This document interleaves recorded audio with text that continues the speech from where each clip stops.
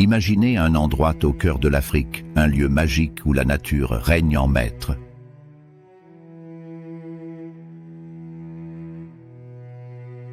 C'est une forêt dense où les arbres anciens s'élèvent haut dans le ciel, formant une canopée qui filtre les rayons du soleil. La lumière qui perce à travers les feuilles danse sur le sol, et tout autour, des sons de vie résonnent. Le chant des oiseaux, le bruissement des feuilles, et parfois, les échos lointains des animaux. Mais ce qui semble être un simple espace sauvage cache une vérité surprenante.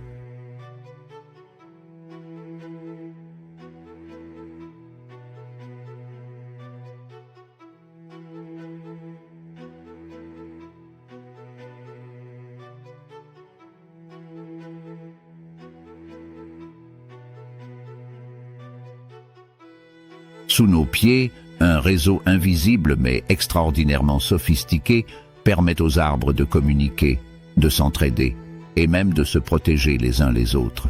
Oui, les arbres parlent, mais pas comme nous le faisons.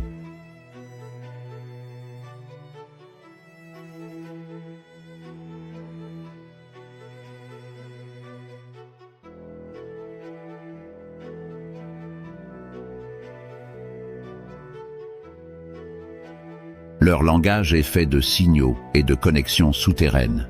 Pour comprendre ce langage secret, nous devons plonger sous la surface de la forêt, là où s'étend un monde caché. Imaginez un réseau complexe de fils fins, tissés par des champignons microscopiques qui relient les racines de chaque arbre. Ce réseau, bien qu'invisible à l'œil nu, est l'épine dorsale de la communication forestière.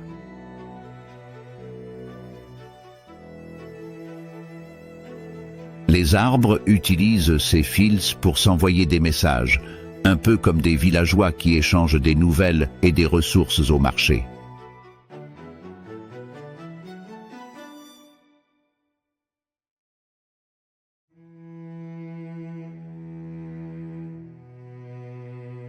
Ce phénomène est si fascinant que les scientifiques l'ont comparé à un réseau de communication semblable à l'Internet.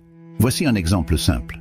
Imaginez un arbre ancien, dont les racines plongent profondément dans le sol, captant l'eau et les nutriments qu'il utilise pour grandir. Cet arbre n'est pas seulement préoccupé par sa propre survie. Il est conscient, en quelque sorte, des autres arbres autour de lui. Quand un danger approche, comme une infestation d'insectes ou une période de sécheresse, cet arbre envoie des signaux d'alerte à ses voisins.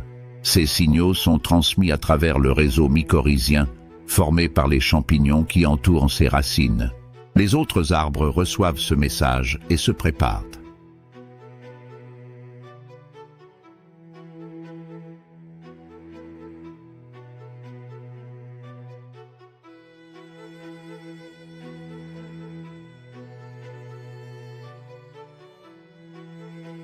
Ils commencent à produire des substances chimiques pour se défendre ou à ajuster leur consommation d'eau. C'est comme une communauté où chaque membre veille sur l'autre. Ce réseau ne sert pas seulement à la défense. Il est aussi utilisé pour partager des ressources.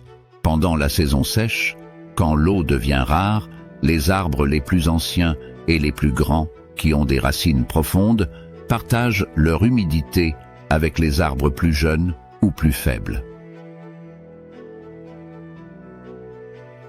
C'est un acte de générosité qui rappelle les valeurs humaines de solidarité et de soutien aux membres les plus vulnérables de la communauté.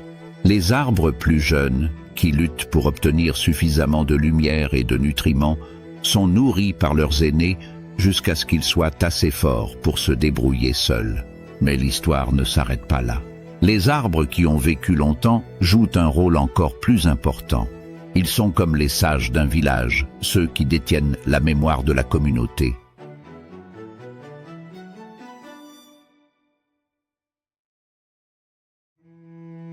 Ces arbres accumulent des connaissances sur l'environnement, les changements climatiques et les menaces potentielles. Quand de jeunes arbres poussent près d'eux, les anciens leur transmettent des informations précieuses.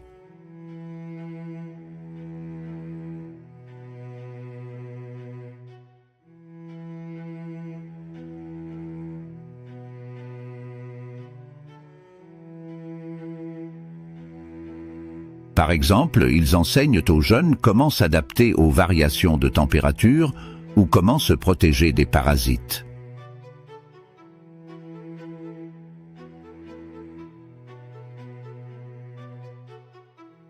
Cette transmission de savoir est essentielle pour la survie de la forêt.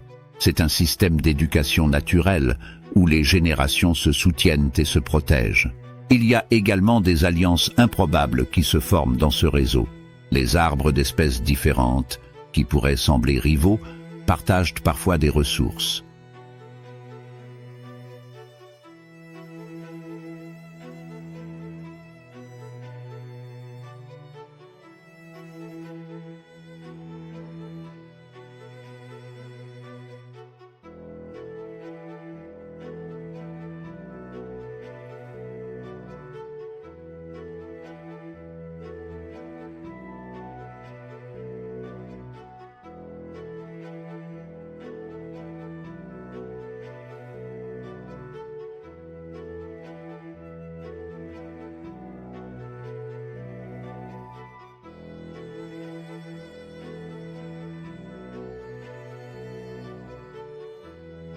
Ce comportement défie notre compréhension habituelle de la compétition dans la nature.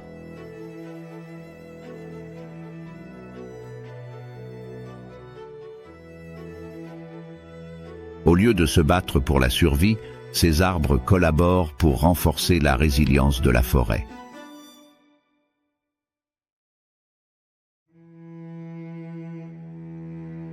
Cela montre que la coopération est souvent plus puissante que la concurrence.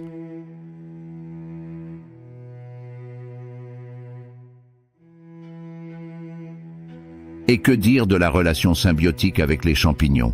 Ces derniers ne sont pas de simples parasites qui vivent aux dépens des arbres. Ils forment une alliance cruciale. Les champignons aident les arbres à absorber les nutriments essentiels du sol, comme le phosphore et l'azote. En échange, les arbres leur fournissent des sucres qu'ils produisent grâce à la photosynthèse. C'est un échange équitable, une relation qui profite aux deux parties. Sans ces champignons, les arbres auraient du mal à survivre, et sans les arbres, les champignons n'auraient pas accès à l'énergie dont ils ont besoin. Leçon d'engagement et de responsabilité environnementale. Ce récit nous enseigne des leçons profondes et essentielles. D'abord, il nous rappelle que nous faisons partie d'un tout, un écosystème interconnecté où chaque être vivant joue un rôle.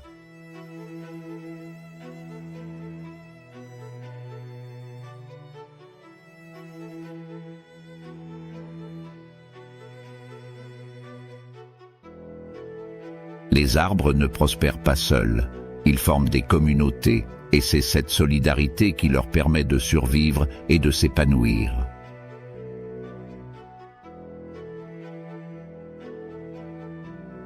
Nous devrions nous inspirer de leur exemple. Solidarité et protection.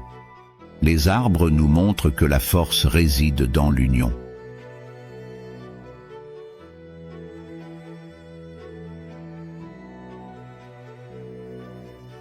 Si les arbres, malgré leurs différences, peuvent s'entraider pour surmonter les défis, nous, en tant qu'humains, devrions apprendre à protéger et à soutenir notre environnement. Chaque arbre abattu affaiblit le réseau de la vie.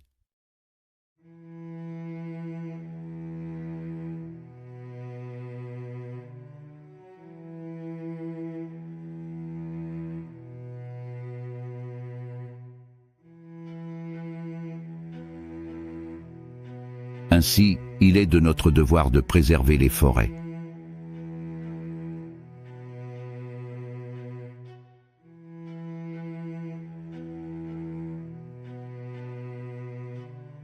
Conscience et partage. Le partage des ressources est un acte de survie collective.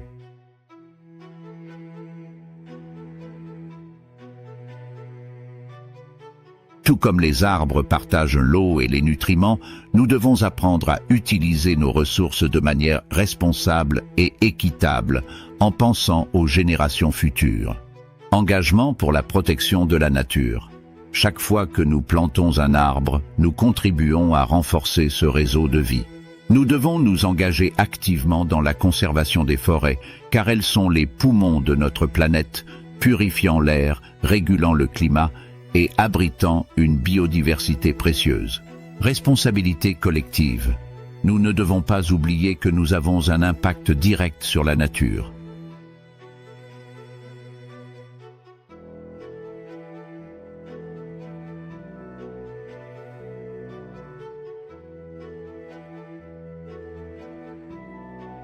En vivant de manière plus consciente et en prenant des mesures pour protéger notre environnement, nous jouons notre rôle dans ce réseau global de vie.